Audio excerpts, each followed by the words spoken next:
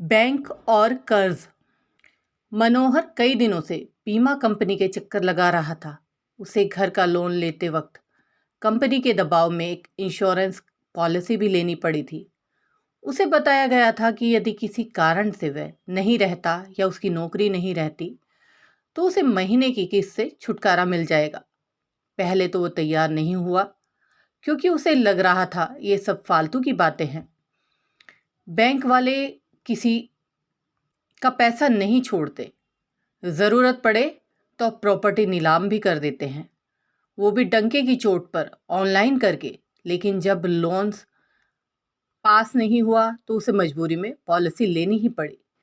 आखिर 2 साल बाद वो तो कहीं नहीं गया, लेकिन कोरोना की वजह से उसकी जॉब चली गई। जॉब के बाद भी किस्त वैसे ही कटती रही। उससे परेशान होकर वह बैंक में पहुंचा। जैसे ही नज़दीकी बैंक में पहुंचा तो वहां जानकारी नहीं मिली। काफ़ी देर बाद रिसेप्शन पर बैठे हुए कर्मचारी ने होम लोन का मामला समझकर किसी को फ़ोन कर बुलाया और मनोहर एक जगह को बैठने का इशारा किया। कुछ ही देर में एक सूट बूट पहने हुए युवा ने मुस्कुराते हुए एंट्री की। मनोहर ने हेलो किया और पूछा, सर आपकी होम लोन लेना है क्या? नहीं सर, मैंने जो लोन लिया था उसकी किस्त अभी भी कट रही है, जबकि मेरी नौकरी चली गई। सर ये तो होम लोन ब्रांच का मामला है, वहीं जाकर पता चलेगा। उस व्यक्ति ने तुरंत जवाब दिया और फ़ोन पर किसी से बात करने लगा। तो फिर ये क्या है, ये बैंक नहीं है क्या? मनोहर ने बोला। सर ये नॉर्मल बैंक है, यहाँ बैंकिंग का काम होता है, लोन का अलग जगह होता है। पर जब लोन लिया था तब ऐसा नहीं था। उस समय तो मैं यहीं से डॉक्यूमेंट जमा करके गया था। जी सर, अपने कस्टमर की मदद के लिए यहाँ एक व्यक्ति रहता है, लेकिन यह काम तो उसी ब्रांच से होगा।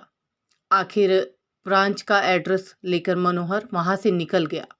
उसने सबसे पहले उस व्यक्ति को फ़ोन किया जिसने उसके घर पर आकर डॉक्यूमेंट वेरिफिकेशन किया था।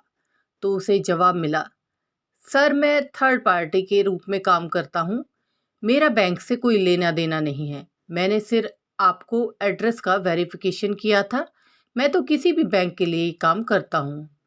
मनोहर ने तिल मिलाते हुए फ़ोन काटा और कॉल किया। जो ऑफिस में डॉक्यूमेंट वेरीफाई करने आया था वहाँ से भी जवाब मिला, सर हम तो चैनल पार्टनर हैं, सिर्फ वेरिफिकेशन करते हैं, हमारा बैंक से कोई लेना देना नहीं है। आखिर गुस्से में मनोहर स्कूटर स्टार्ट कर उसी ब्रांच को खोजता हुआ वहां जा पहुंचा। जहां पहुंचकर उसने देखा 4 गार्ड बाहर खड़े हुए हैं, 30 लोग लाइन में लगे हुए हैं। आखिर वहां भी माहौल की गंभीरता समझते चुपचाप लाइन में खड़ा हो गया। लगभग 1.5 घंटे बाद उसका नंबर आया।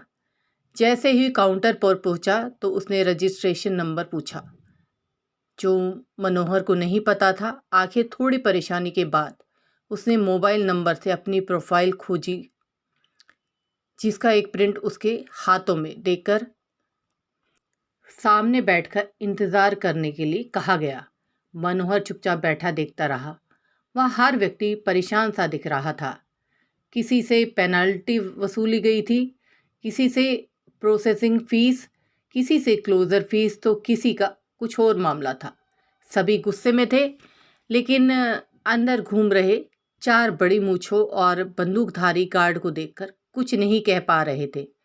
मनोहर भी सोच रहा था, इतने गुंडे तो हमारे विधायक ने भी नहीं पाले जितना ये बैंक पालता है। आखिर मनोहर का नंबर भी आ ही गया। चैम्बर में गया तो सामने वाले प्रतिनिधि ने पूरा मामला गंभीरता से सुना और सुनने के बाद जवाब दिया, सर ये मामला तो इंश्योरेंस कंपनी का है, उनसे बात कीजिए। हमारे यहाँ तो आपको पेमेंट करना पड़ेगा, इंश्योरेंस कंपनी पर मैं तो किसी कंपनी के पास नहीं गया था, सब कुछ आपके यहाँ से ही हुआ था। जी आपकी बात सही है, सभी प्रोसेस हमारे यहाँ से हुआ था, पर वो कंपनी अलग है, हमारा उनके साथ कोलैबोरेशन है ताकि ग्राहक की परेशान ना होना पड़े। मनोहर ने चारों तरफ देखा, गुस्से में था, लेकिन आसपास देखकर चुपचाप बोला, उस कंपनी का नाम और पता लिख दीजिए। जी पता आपको नेट पर मिल जाएगा, ये कहते हुए मनोहर को कह दिया। अरे ये तो आपके बैंक का ही नाम है। चौंकता हुआ मनोहर फिर बोला, नहीं सर, ये हम कंपनी हमारी ही है, लेकिन उसका काम अलग रहता है, हमारा अलग।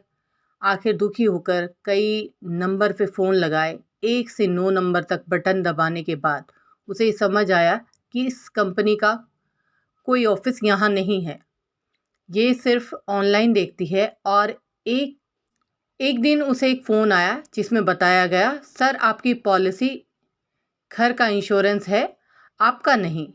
मतलब यदि घर को कुछ होता है तो आपकी किस्त नहीं भरनी पड़ेगी, लेकिन आपके लिए नहीं।